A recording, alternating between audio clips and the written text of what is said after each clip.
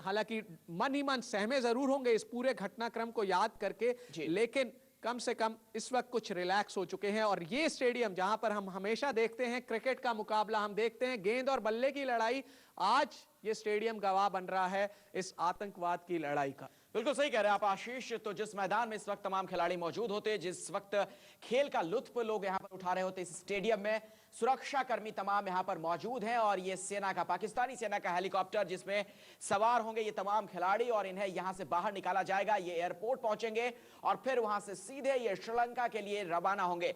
तो जाहिर तौर पर आगे फिलहाल अब कोई मैच नहीं, इन तमाम खिलाड़ियों को यहां से आगे निकाला जाएगा। जैसा कि आशीष भी लगातार कह रहे हैं कि जिस अंदाज में अब ये खिलाड़ी नजर आ रहे हैं, कुछ तस्वीरें खींचते हुए भी ऐसा लगता है कि इनके साथी खिलाड़ी जो हैं वो सुरक्षित हैं, वो महफूज हैं। यही वजह है कि ये अब थोड़े से रिलैक्स्ड यहां पर नजर आ रहे हैं। तो बहुत जल्द ये हेलीकॉप्टर यहां से उड़ान भरेगा और फिर इन्हें एयरपोर्ट ले जाया जाएगा इस हेलीकॉप्टर के जरिए, इन तमाम खिलाड़ियों को, जहां से ये श्रीलंका के लिए रवाना हो जाएंगे। और हम आपको एक बार फिर अपडेट दे दें कि कुछ देर पहले हमने सनत जयसूर्या से बात की थी और सनत जयसूर्या लगातार हमें जानकारी देते रहे कि श्रीलंकाई टीम के अपने साथियों के साथ वो लगातार टच में हैं और लगातार वो उनसे बातचीत कर रहे हैं कि उनके हालचाल के बारे में जानने की कोशिश कर रहे हैं। और उन्होंने हमें जानकारी दी कि खिलाड़ी जो हैं खतरे से बाहर हैं, कुछ खिलाड़ी हॉस्पिटल में एडमिट जरूर हैं लेकिन खतरे से बाहर हैं, ये एक अच्छी खबर है। साथ ही हम आपको तस्वीरें उस घटनाक्रम की भी दिखा रहे हैं जिस घटनाक्रम के तहत श्रीलंकाई टीम की बस के ऊपर गोलियां बरसाई गई आज सुबह।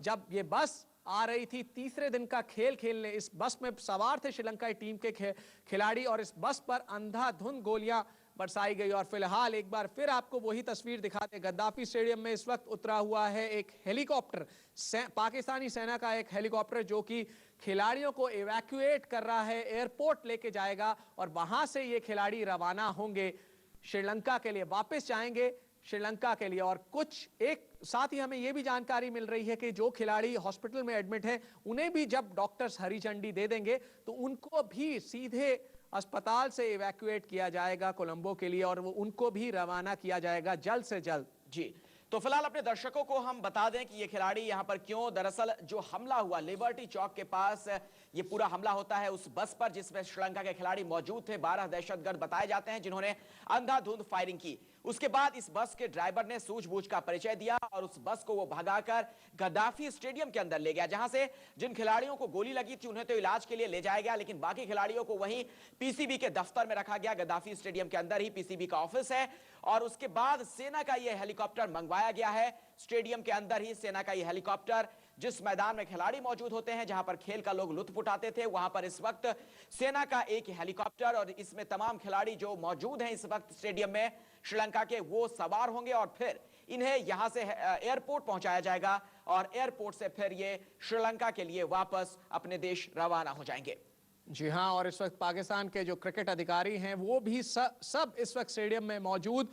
और अब एक तरीके से एक चीज साफ है अखिलेश की, अब जो है पाकिस्तान क्रिकेट बोर्ड या फिर पाकिस्तानी सरकार किसी किस्म का खतरा मोल नहीं लेना चाहती थी, इसीलिए स्पेशली ये हेलीकॉप्टर बुलाया गया और इस हेलीकॉप्टर के जरिए जो है टीम को इवैक्यूएट किया जा रहा है, यहां से निकाला जा रहा है। ये तस्वीरें आपको कम से कम ये चीज तो बयान करती हैं कि जो खिलाड़ी इस वक्त स्टेडियम में एक तरीके से कहना चाहिए कैद हैं, क्योंकि वो कोई मूवमेंट नहीं कर सकते थे जब उनकी बस को लेके आया गया और उनके साथियों को, जो साथी उनके घायल हुए, उन साथियों को हॉस्पिटल लेके जाया गया एम्बुलेंस के जरिए।